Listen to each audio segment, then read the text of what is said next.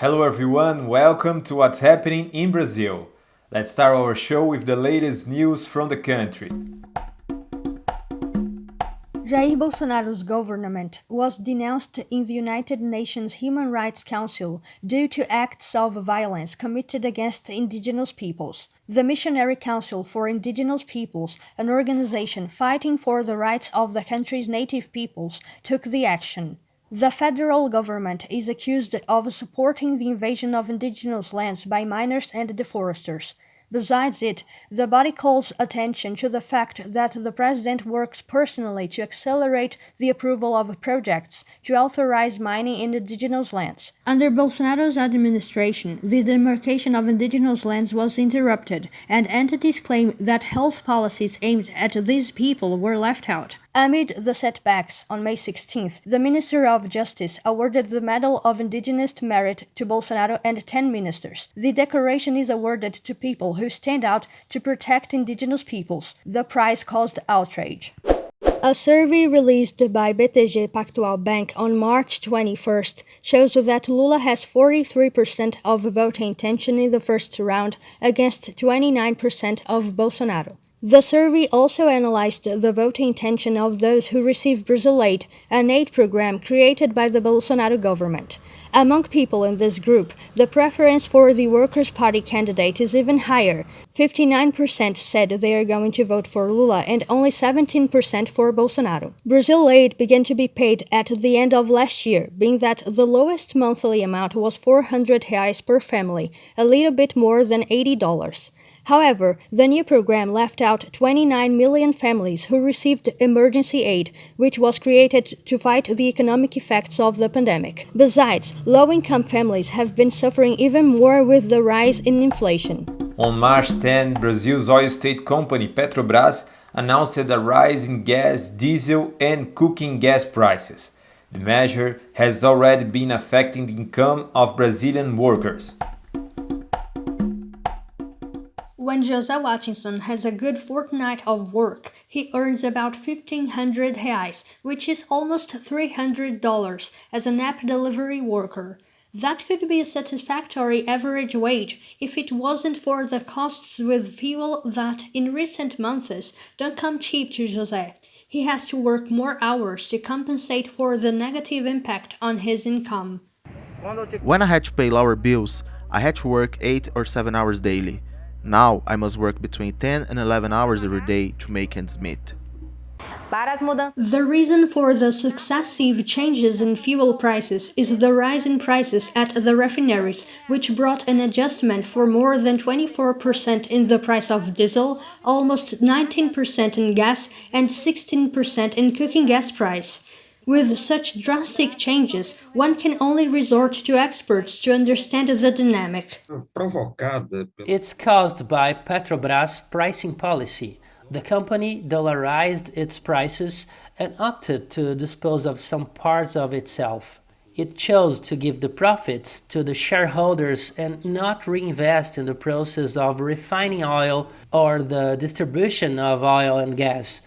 Petrobras became a predatory company regarding the national market. Why? Because it increases the fuel price, and fuels are the basis of the energy matrix and the transport of people and cargo. Therefore, it causes a chain reaction. And in this chain reaction, everybody suffers. However, the poorest part of the population suffers most, since it almost doesn't see in its hands the money it earns. It's not just cooking gas that is going up. Everything we buy is going to be more expensive. How are we supposed to do with a wage that hasn't increased? The pandemic and the war in Ukraine are partially to blame in this situation, but the problem people are facing is older. In 2016, after the coup against President Dilma, Petrobras' pricing policy changed. Now it uses what we call International Parity Price, or PPI in Portuguese. It considers the dollar exchange rate, which it shouldn't. The Brazilian currency is too devalued compared to the dollar. So this is the first impact. And it also takes into account the price of a barrel of international oil, although we produce our oil here in Rio.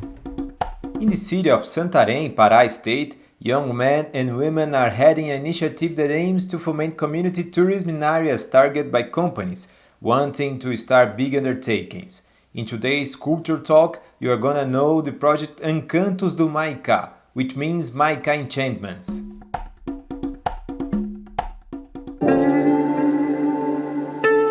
A landscape full of vegetation, animals, and with a beautiful sunset. That's Maicá Lake in the city of Santarém, Pará State. Now, the communities that live in the surrounding areas are betting on the touristic potential of the place, and young men and women are the ones ahead of the initiative. We began the project in mid-May 2021. We thought about how we could work on tourism here in the Maicá neighborhood, since the Maicá Lake has the potential to become a tourist spot in the city of Santarém. We have already made some routes with tourists. For this year, we have a training action plan. The community tourism project represents an income possibility to traditional communities in an area targeted to receive big undertakings. Since 2013, there have been projects to build ports in the Maicá Lake.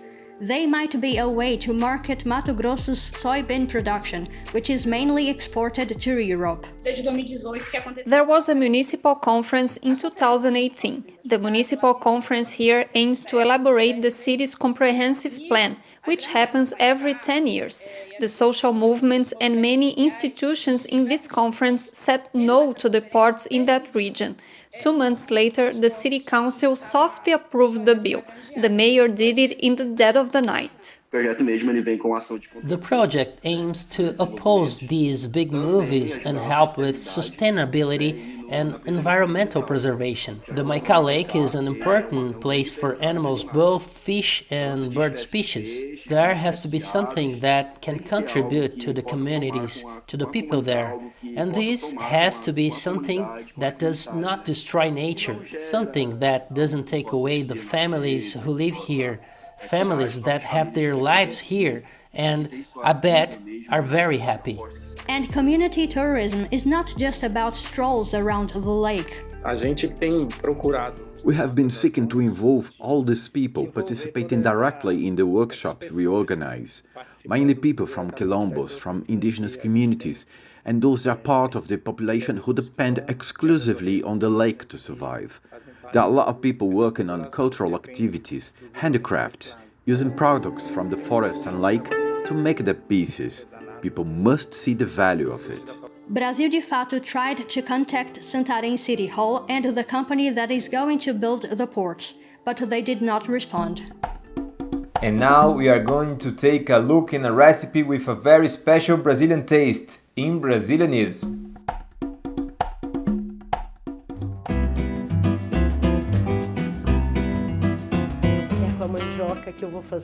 Today's recipe is made with cassava, dumplings wrapped in banana tree leaves or turmeric leaves. To make the leaves malleable and easy to wrap the dumplings, pass them all over the stove. To start to prepare the recipe, mix sugar and butter and, after it, add the egg and mix it all well. Add the grated cassava and mix until the ingredients form a homogeneous dough. I'm adding the coconut I used in the coconut milk. It was grated to be thinner, plus the coconut I grated to add some texture to the dumplings. That's the texture of the dough. It's ready. Put spoonfuls of the dough in the middle of the leaves and roll up. When using turmeric leaves, I shape the dough as triangles.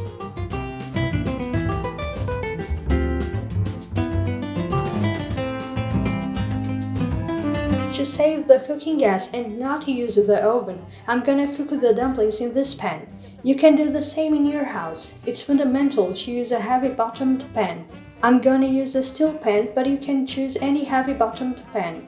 More than a recipe, what we are making today is a traditional way of preparing food among indigenous peoples from Brazil and all Latin America, which consists in cooking the food wrapped in edible leaves. Thus, we protect the food from excessive heat and it will be moist and well cooked in the middle. Turn them to bake on both sides. About 5 minutes on each side is enough.